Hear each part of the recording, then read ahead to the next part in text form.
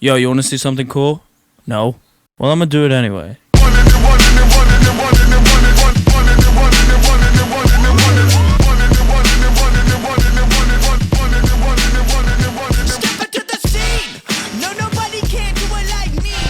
Yo, what's going on, ladies and gentlemen? I'm outside UGWA 316 Blood, Sweat, and Beers with the Indica Enigma, the Sativa Psycho, Lyta Jay.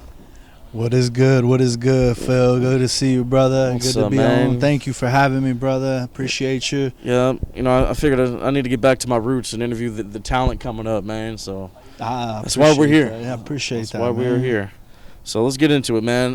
From SoCal, San Bernardino boy, came over to the Bay. What prompted the move, brother? Oh man, it's just real talk, man. I used to be into a lot of bad things, man. Okay. A lot of substance abuse, and I moved away to get away from it all and start a new life, and just really try to reach those things that were out of my grasp because of the influences around me, Right on. I love it, man. So you moved up to the Bay, and then how soon did you start the training? Was it right away? Was it like a couple months, a year? What? It was about maybe 2 years into me living up in the Bay. Okay. What year did you move up here? Oh, what was it? Pre-pandemic, so 2020. Oh, okay, Yeah, like 2020, going okay. into pandemic. Okay. So I had a solid year of some Bay Area adventures. I got to go to Hood Slam. That was the first show I ever went to. Okay. Like, it was so dope, man, and that prompted me to start peeking into the world a little bit more. And then, I found a wrestling school that was close to me, is East Bay Pro, and trained by Rick Luxury, and he took care of me out there. And it was quite the adventure. It was one of those things. I was just about to turn 25. And I was really asking myself, like, when do I double down on myself? Like, let me put this money down on me. Let me see how far I could take it. I have a respect for the craft, so even if I flunk out or it's not for me, I could say that I got in there and did it. But goddamn, I got in there and I loved it. You love it, man. I mean, look at the people that have taken bets on themselves in this business. It's worked out pretty well for a lot of people, man. So join the club. But East Bay, I mean, training with Rick Luxury, wrestling personified.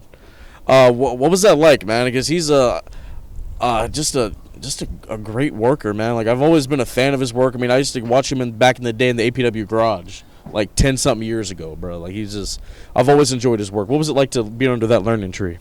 Learning with Rick was amazing because he had so much patience for me that he knew that if I wanted it, he could take me there. He could take me to the walls that I needed to break down. He could take me to the doors that I needed to open, but I needed to get there myself. And he would push me to help me get there. And he would help, in different aspects, as far as, working with you in your head and working with your body and what you're capable of doing. Okay. I love it, man. The first persona going around was Joe Burr. Yeah. we can talk about it, man. Let's talk about it. I called a Joe Burr match. Versus Rude Dragon, shout out, brother. Oh, it was actually an UGWA show. It was in Gilroy. It was in Gilroy. It was one of my favorite matches to date. Oh, yeah, man. I loved working Rude Dragon. Let's talk about the Joe Burr era, man. What was going through your mind just during that time? It was at the time that I was ready to make the jump into my in-ring debuts, and I was ready to start knocking on doors and be like, hey, I'm here to help out, ring crew, this is the gimmick, if you have space for me, and I was Rumble ready. And so, it was a name that came as a joke. Like, we were joking around and just playing, trying to figure something to stick to the wall. And, somebody threw it out there, and I thought it was funny, so I ran with it. I was so excited to get into the ring that I didn't even really, second guess it. I just ran with it, ran with the joke behind it, and just, this is one of those things that it manifested itself into something that I would grow to dislike. Because when you hear Joe Burr, you're like, oh, a guy named Joe, but the play is Jobber. And with that being the term that it is, I would hear people say my name and they, Joe Burr, Jobber. And it's like, why you got to throw so much salt on it like that? What's wrong? But, I needed to get away from it. It was clear. It was time for me to take the training wheels off and grow up a little bit more. And that's where, we segue into Lyta Jay. Lyta Jay, yeah, you took some time off. You had your little Lightning Kid era, the show X-Pac run. Yeah, real quick. My little 1, 2, 3 kid. That's a reference for your ass, boy. I do this. You know, getting into Lyta Jay, man, like let's just talk about it. Shout out to UGWA for putting me on and really giving me an opportunity to push this gimmick through, because it was one of the first shows that, you know, I changed my name and had a card under. And you know, it started with the Slashapalooza match, with that being the match that pushed me so far away from Joe Burr. I don't even know who that is anymore. Like, that was a year ago, right? Exactly. Yeah. It was a year ago. I had my hardcore match with Jaya. You know, we was in there with Matt Bronson. Shout out to Bronson, because that was his last match that he had. I was grateful to be in that and to be a part of it. Go check out my vignette. I get skewered. I get taxed. I get bloodied up. Like, it's the thing that pushed me away from this childish gimmick to me. And this to me is more playful, more myself. And it truly is just 110% me.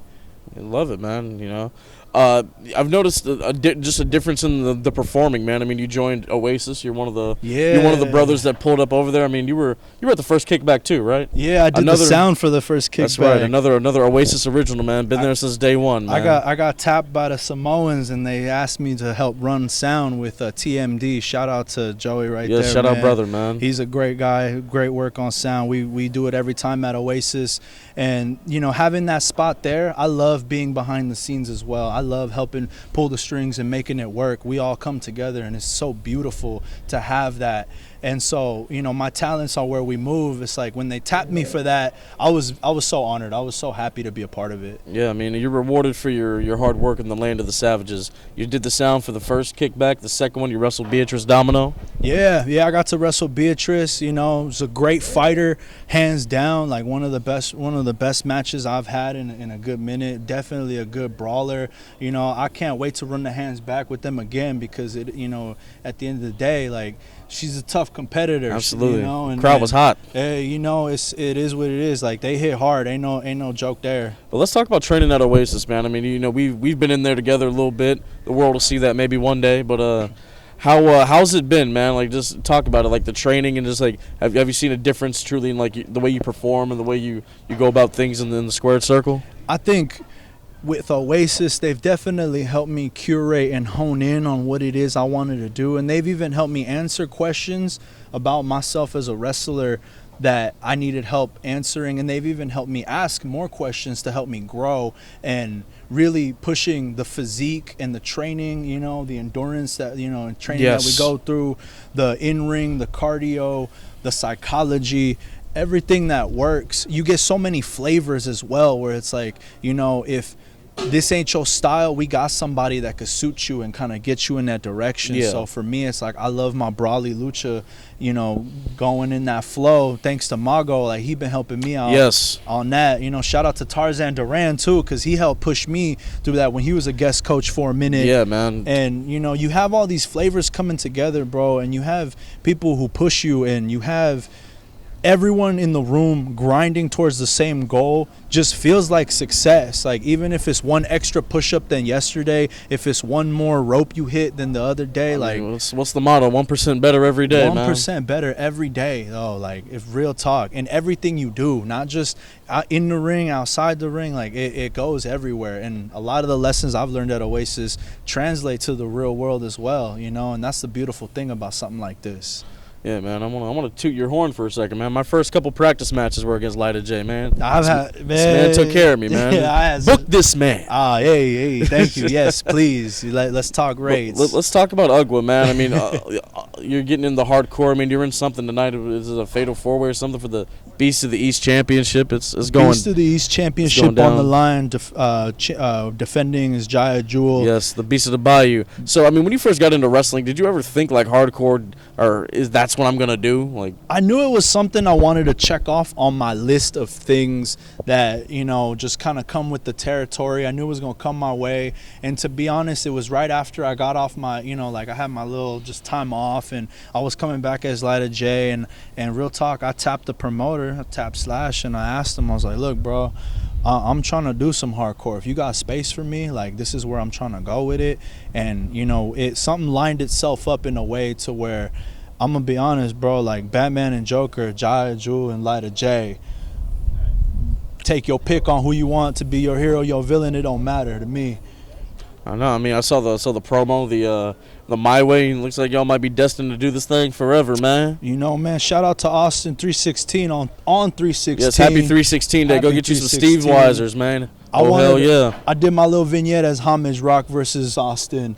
You know, if I'm Rock, he's Austin. If whatever it is, vice versa. What you choose the roles how you want them to be. But right now we got blood, we got feud, we got heat, and we gonna take it there. Absolutely, man. So as we wind it down, let's talk about DJing real quick, man. How'd you get into that? DJ Stoic over here, if y'all didn't know. Yeah. I've been DJing for like 5 years, man. Like, and so how I got into it, I mean, we just gonna cycle back into my life in SoCal. Like, okay. I was kicking substances, bro. Real talk. This is where the Lyta Jay gimmick becomes real, bro. Like, I gave up opioids. Them painkillers will fucking get you, bro. Like, I gave that up and started leaning on weed a little bit more to help me get out of that. And that was one of the things where it's like where my love for weed comes from. I've been working in the cannabis industry 6 years up here in the Bay, bro. But before we even get to that, like, transitioning out into like smoking a little bit more weed, less drinking, I needed to find a hobby, bro, like something to really entertain myself. And, man, I was really into going to music festivals and DJing, seeing that, on the stage and you fucking wilding out, and it looked great. And then I bought myself some gear. I sat down and realized, like, this is just like playing an instrument, if not a little more complicated. You're working with a computer interface and you're working with an instrument in front of you that juggles live. And it was something that my ADHD brain wrapped itself around so much because I love music, bro. Like, it's in my soul, it's in my heart. I've been raving since I was like 13, bro.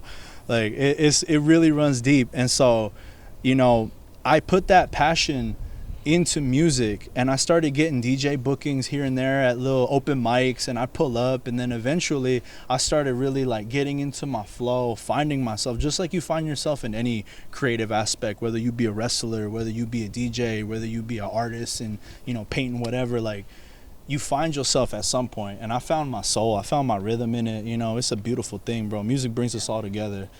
Absolutely, man.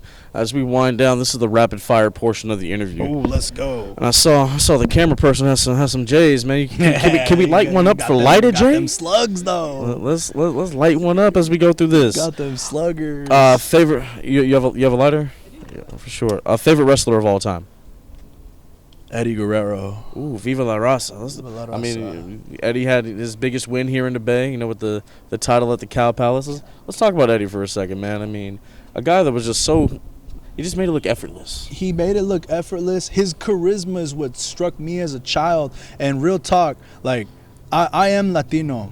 As a kid, I never felt like I was Latino because I was lighter, bro. Okay. And I would have other kids kind of like get me on that. And seeing Eddie, bro, he's light like me, bro. Like, he's raza like me. And so you have that connection when you can identify with your heroes, bro. But that shit got really real for me, bro, when I fell through my opioid slump and he went through his, bro. And it's like, damn, like, I feel that pain in a way. And it's like you begin to see the human being behind it all. And it's what really brought me to him as a There we go. There we go. Oh shit, here we go. And you get that escape out there, just kind of like he did. I love it, man. Favorite gimmick of all time? Like, is there a character that you just loved growing up? Like me, I'm a Razor Ramon guy. It's my favorite character of all time. My gimmick comes as a trio, man, and it's always gonna be Mick Foley, Dude Love, Cactus Jack. That as a trio. Okay. Like. Seeing Mick Foley was my absolute favorite. Seeing him as Dude Love and Cactus Jack. I knew it got serious when Cactus Jack was there. I knew we were having fun when Dude Love was there. Like, when Mick Foley was there, it was always just the personification of somebody who is genuine and real and giving you everything they have. Like, absolutely. And last one, favorite match you've had? My favorite match to date. That's a tough one, like, because I've had some good matches, and I feel like every match I have prior is my best one. But truthfully, I'm gonna say the match I had the most fun in, my best match to date, has to be me versus Bronson versus Jaya Jewel.